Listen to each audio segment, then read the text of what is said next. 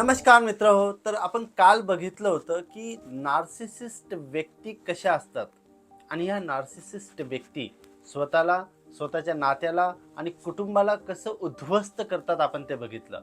सगळ्यात महत्त्वाचं काय असतं की अशा व्यक्तीच्या संपर्कात राहण्याचं जर आपलं दुर्भाग्य असेल, आपल्याला सतत या व्यक्तीच्या संपर्कात राहावंच लागत असेल, तर माणसं फ्रस्ट्रेट होण्याची दाट शक्यता असते.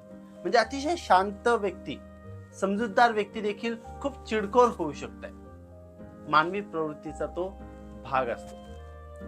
तसंच डिप्रेशनमध्ये जाण्याची देखील दाट शक्यता असते.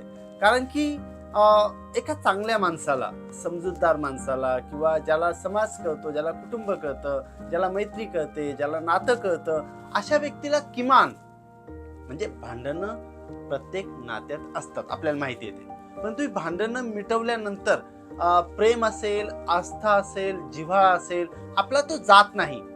तो जरी वृद्धिंगत होत नसेल, पण आपला किमान आस्था, जिव्हाळा, प्रेम, मैत्री या गोष्टी टिकून राहतात. एकमेकांविषयीची काळजी टिकून राहते, ओढ टिकून राहते. परंतु नार्सिसिस्ट व्यक्ती जर आपल्या जीवनात आली, ती काही म्हणून येऊ शकते. ती मित्र म्हणून येऊ शकते, ती कामाच्या जागेवरची एखादी व्यक्ती असू शकते, ती प्रियकर म्हणून येऊ शकते, पती म्हणून येऊ शकते, पत्नी म्हणून येऊ शकते, भाऊ म्हणून येऊ शकतो, बहीण म्हणून येऊ शकते. अशी व्यक्ती कुठल्याही नात्यात असू शकते. अशा वेळी आपल्याला विचार करायचा असतो की अशी काही नाती असतात की जी आपल्याला सुटत नाही. कौटुंबिक नाती खास करून किंवा सामाजिक नाती. व्यक्तिगत नात्यामध्ये आपण प्रेम आणि मैत्री ह्या दोन गोष्टी ठेवतो आणि कामाच्या जागेवरती या लोकांना आपण सहज नाही म्हणणार, पण टाळता येण्याची शक्यता असते. परंतु ज्या नात्यांमध्ये टाळता येणं ही गोष्ट शक्य नसते, पटकन त्या व्यक्तीपासून दूर जाणं ही गोष्ट शक्य नसते, त्यावेळी अशा नार्सिसिस्ट व्यक्तीबरोबर तुम्हाला डील करावं लागतं. कारण की आपण कौटुंबिक आणि सामाजिक बंधनांमध्ये जगत असलेले एक साधारण सामाजिक प्राणी आहोत.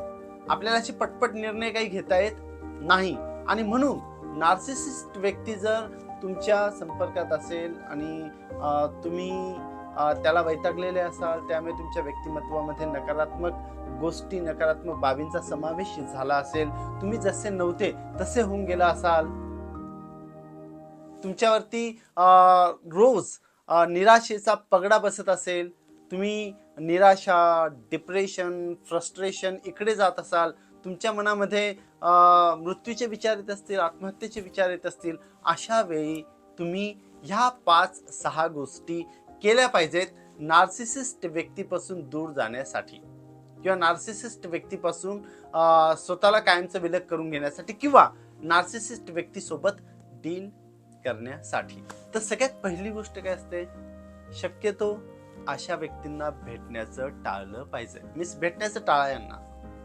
कारण की त्या व्यक्ती समोर आल्याबरोबर तुमच्यामध्ये इतक्या नकारात्मक वाईब्सचा तुमच्यावरती मारा होतो की अजाणतेपणी तुम्हाला जाणवायला लागते की you are not happy, you are restless, having some ants in the pants म्हणतात त्याला. म्हणजे बेचैन होऊन जातो माणूस, अस्वस्थ होतो आणि विनाकारण त्याचा मूड जातो. असं जर तुमच्या बरोबर होत असेल आणि अशा व्यक्तीला जर तुम्हाला टाळता येत असेल, भेटणं टाळता येत असेल, तर ते टाळा. मी आधीच सांगितलं की आपण 2 प्रकारच्या नात्यात असतो. अशी नाती की जी आपल्याला सोडता येत नाही किंवा जी आपल्याला ज्यांच्यापासून दूर जाता येत नाही, आणि अशी नाती ज्यांच्यापासून आपल्याला दूर राहता येऊ शकण्याची शक्यता असते. कामावरची नाती असतात, मित्रांसोबतची नाती असतात, समाजात गल्ली मोहल्ल्यातली नाती असतात किंवा तुमची म्हणजे थोडीशी अधिक आस्तेवाईकपणाची, अधिक जाणीवांची किंवा प्रेमाचं नातं असेल, आपण डिरेक्टली असं देखील म्हणू शकतो. अशी व्यक्तीला तुम्ही भेटण्याचं टाळलं पाहिजे. हा सर्वोत्तम मार्ग आहे.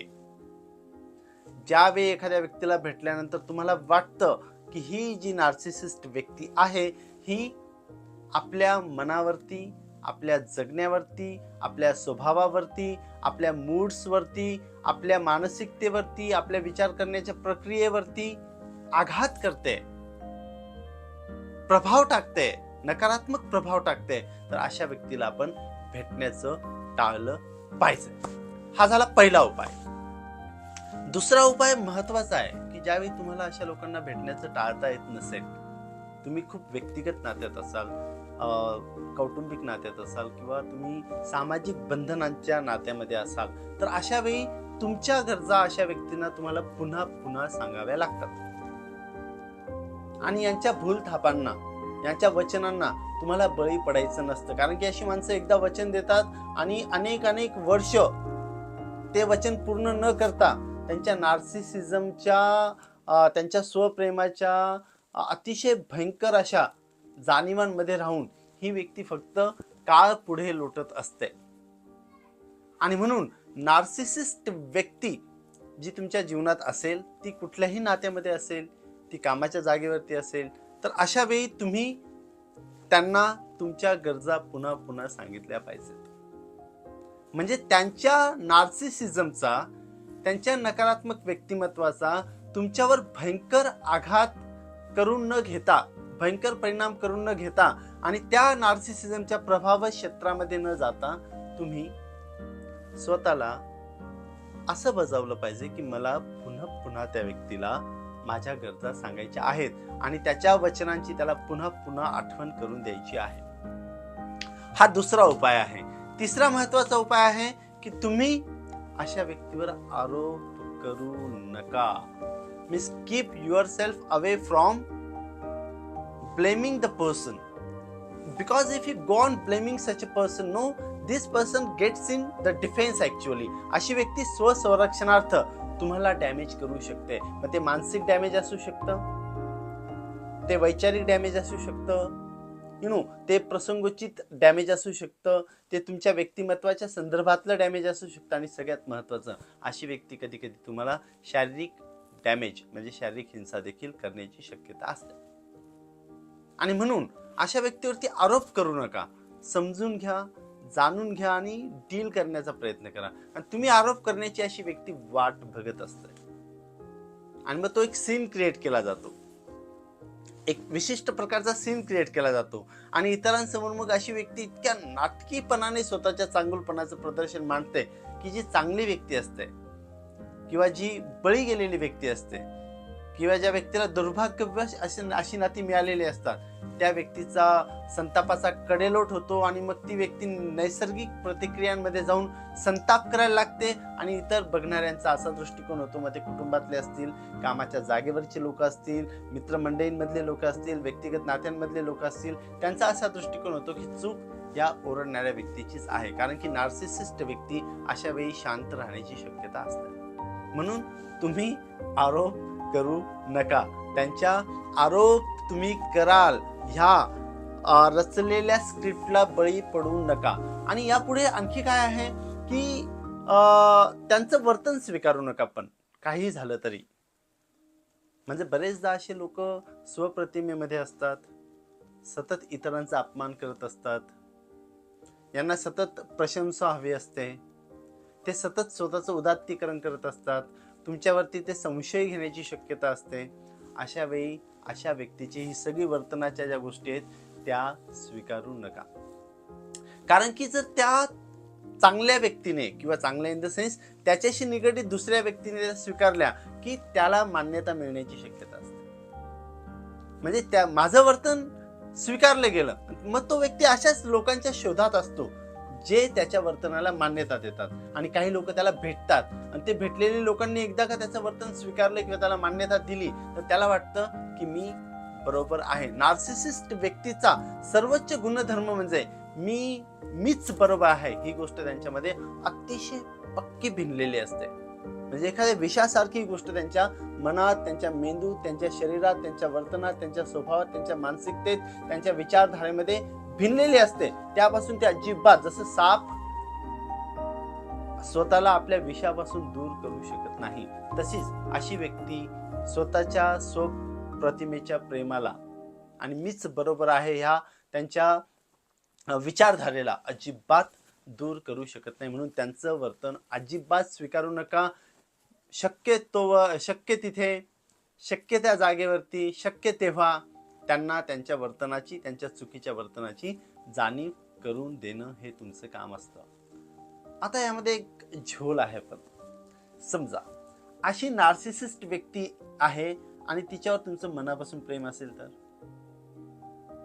अशी नार्सिसिस्ट व्यक्ती आहे आणि असं होऊ शकतं की तुमचं त्या व्यक्तीवरती मनापासून प्रेम असेल तर हा सर्वोच्च उपाय तुम्ही करून बघायला पाहिजे. अशी नार्सिसिस्ट व्यक्ती आहे आणि तुमचं त्या व्यक्तीवरती जर मनापासून प्रेम असेल तर त्या व्यक्तीला काहीही करून सांगा की तुला प्रोफेशनल सायकियाट्रिस्टची गरज आहे, मानसोपचार तज्ज्ञाकडे तुला जाण्याची गरज आहे. मी तुझ्या सोबत आहे. आपण तुझ्या आपण काल देखील बघितलं की स्वभावाला औषध नसतं, परंतु त्याला मान्य करायला लावा की तुझ्या स्वभावामध्ये भयंकर असा दोष भिनला आहे जो फक्त तुझं एकट्याचं, तुझ्या व्यक्तिमत्वाचं नुकसान नाही करत आहे, आपल्या नात्याचं पण नुकसान करत आहे. फक्त आपल्या नात्याचं नुकसान नाही करत आहे, ते आपल्या कुटुंबाचं पण नुकसान करत आहे. फक्त आपल्या कुटुंबाचं नाही तर ओव्हरऑल तू ज्या ज्या ठिकाणी कामाला जातोय, तू ज्या ज्या ठिकाणी तुझ्या मित्रांमध्ये जातो आहे, तू ज्या ज्या ठिकाणी तुझ्या आप्तेष्टांकडे जातो आहे, तू ज्या ज्या ठिकाणी असशील त्या त्या ठिकाणी तू स्वतःसोबतच तुझ्या त्या संपूर्ण पर्यावरणाचं देखील नुकसान करत आहे. म्हणून आपण मानसोपचार तज्ज्ञाकडे जाऊ आणि त्याची मदत घेऊ. ही प्रोफेशनल मदत जर घेण्याचं मान्य तुम्ही त्याच्याकडून करू शकलात तर तुम्ही ज्यावर प्रेम करतात ती व्यक्ती देखील वाचून जाते आणि तुमचं नातं देखील चांगलं राहतं. आणि यापेक्षा एक सगळ्यात जास्त महत्त्वाची गोष्ट आहे की ज्यावेळी तुम्हाला कळतं की अशा व्यक्तीसोबत जगणं कठीण होऊन बसलेलं आहे, म्हणजे निराशा, प्रतिक्रिया, राग, चिडचिड, संताप, निराशेचा सर्वोच्च बिंदू फ्रस्ट्रेशनच्या पुढची स्टेप डिप्रेशन आणि डिप्रेशनच्या पुढची स्टेप की आता जगूच नाही, असं ज्यावेळी तुम्हाला तुमच्या सगळ्या अवस्था कळायला लागतील, तुम्हाला त्यांची जाणीव होईल, तर त्यावेळी तुम्ही ठरवलं पाहिजे की अशा व्यक्तीसोबत आपल्याला आता कुठवर राहायचंय किंवा राहायचं नाही. म्हणजे एक डिलेमामधून तुम्हाला निघायला लागतं, त्या द्विधा मनस्थितीतून तुम्हाला निघायला लागतं. तर अशा प्रकारच्या द्विधा मनस्थितीमधून तुम्हाला निघता आलं पाहिजे, त्या नात्यामधून तुम्हाला बाहेर निघता आलं पाहिजे, त्या कामाच्या जागेवरून तुम्हाला बाहेर निघता आलं पाहिजे, त्या प्रेमाच्या नात्यामधून तुम्हाला बाहेर निघता आलं पाहिजे. मग ते कुठल्याही प्रकारचं नातं असेल त्यामधून तुम्हाला बाहेर निघणं ही एकच गोष्टीची जाणीव तुम्ही स्वतःला करून देतात, ती माहिती तुम्ही स्वतःप्रती करून घेतात आणि मग एक नवीन जीवन तुम्ही तुमचं सुरू करू शकता. त्यामुळे तुम्ही जर नार्सिसिस्ट असाल तर तुम्ही जाणून घ्या की तुमच्यासोबत असणाऱ्या माणसाला किती त्रास होत आहे ते, आणि मानसोपचार तज्ज्ञाची मदत घ्या. आणि जर तुम्ही नार्सिसिस्ट व्यक्ती सोबत राहत असाल तर हे सगळे उपाय करून बघा. सगळ्यात महत्त्वाचं म्हणजे त्या व्यक्तीला भेटण्याचं टाळा, तुमच्या गरजा पुन्हा पुन्हा सांगा, त्याच्या वचनांना आणि भूलथापांना बळी पडू नका, त्याचं वर्तन स्वीकारू नका, त्याला मानसोपचार तज्ज्ञाची गरज आहे हे सांगा. आणि हे सगळं करूनही जर ती व्यक्ती तुमच्या सोबत असेल आणि त्यामुळे तुमच्या मनामध्ये निराशेच्या लहानशा भावनेपासून आत्महत्येपर्यंतचा विचार येत असेल तर अशा व्यक्तीबरोबर